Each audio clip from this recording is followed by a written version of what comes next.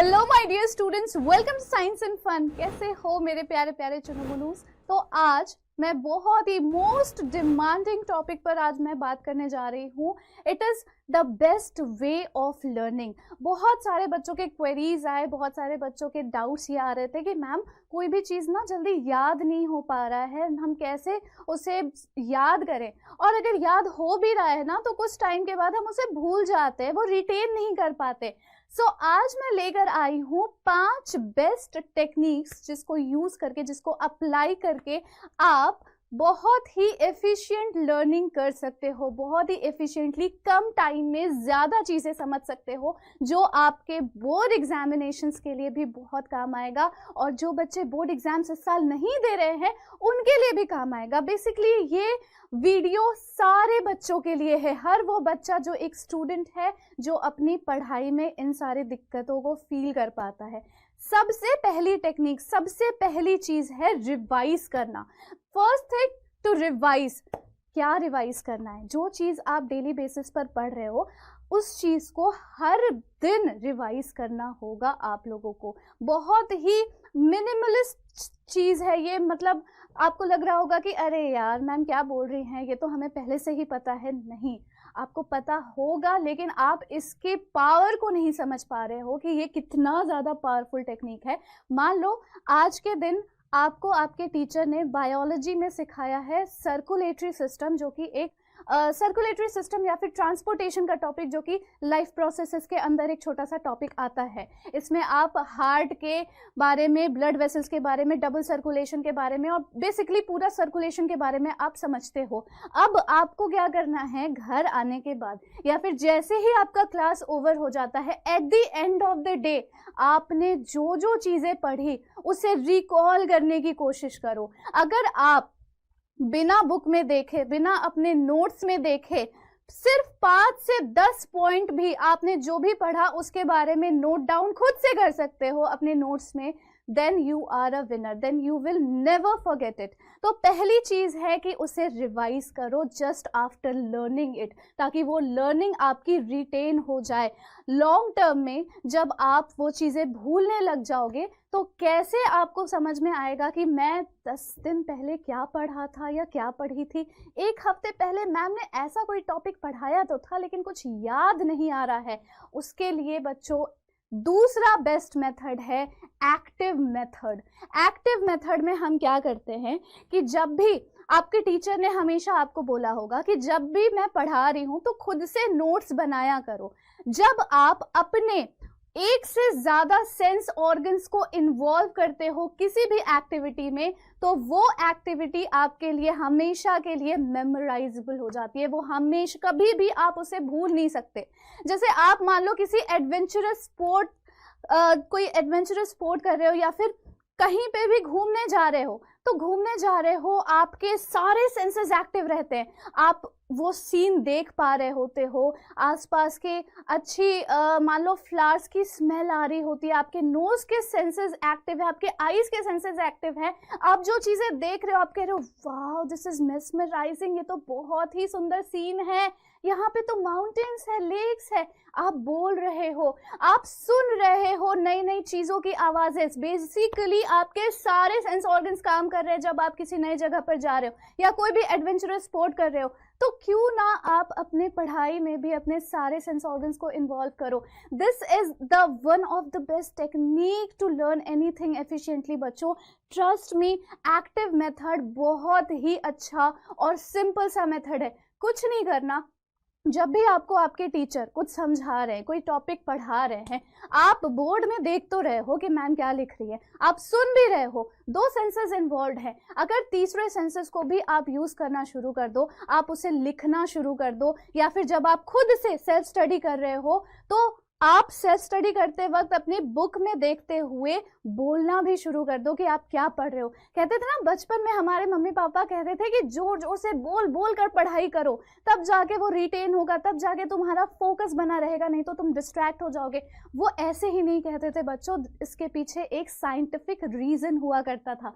सो दूसरा मेथड है active method. तीसरा मेथड है make chunks of information. Chunks of information बनाओ। अगर आप एक दिन में एक पूरा चैप्टर पढ़ चुके हो और आपको लग रहा है कि दिस इज टू हैवी, अब इससे ज़्यादा आप कैरी नहीं कर पाओगे, पता नहीं इतने में से कितना याद रह जाएगा, छोटे छोटे उसके पार्ट्स में उसे डिवाइड कर दो, उस पर्टिकुलर कंटेंट को, उस पर्टिकुलर कॉन्सेप्ट को। फ्लैश कार्ड्स बनाओ, पोमोडोरो टेक्निक का इस्तेमाल करो। पोमोडोरो टेक्निक एक बहुत ही अच्छा साइंटिफिक मेथड है जिसमें आप 25 मिनट बहुत ही फोकस के साथ पढ़ाई करते हो और 5 मिनट का ब्रेक लेते हो, फिर से 25 मिनट पढ़ाई करते हो, फिर 5 मिनट का ब्रेक लेते हो। इससे क्या होगा कि जितने देर भी आप पढ़ाई कर रहे हो ना, आपका डिस्ट्रैक्शन मिनिमल होगा और फोकस ऑलमोस्ट 100% रहेगा।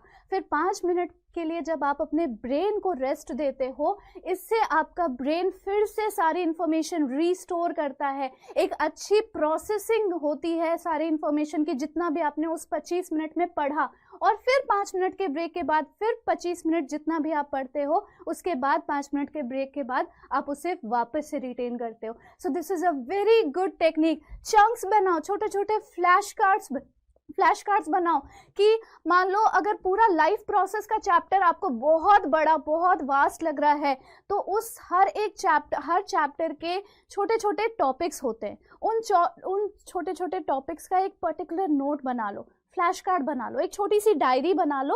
वो that handmade diary must consist of one concept. जब भी ऐसे मन नहीं लग रहा है, उसमें से कोई एक डायरी उठा लिया और ऐसे पढ़ने लग गए। हमेशा रिवाइज करते रहो, रिवाइज। फिर से वो पहला वाला टेक्निक मैं आपको यहाँ पर कोरिलेट करवा रही हूँ। उसके बाद है बच्चों डिस्ट्रैक्शन फ्री एनवायरनमेंट। चौथा मेथड, डिस्ट्रैक्शन फ्री एनवायरनमेंट। जब भी आप पढ़ने के लिए बैठ रहे हो, आसपास किसी भी तरह का डिस्ट्रैक्शन नहीं होना चाहिए।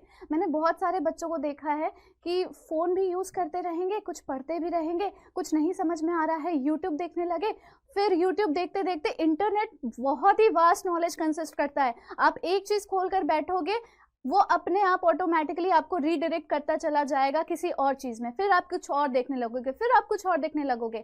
फ़ोन को स्विच ऑफ या साइलेंट करके अपने कबर्ड के अंदर बंद कर दो और अलार्म लगा लो 25 मिनट का। पोमोडोरो टेक्निक यूज़ करते हुए आसपास के एनवायरनमेंट को क्लीन रखो।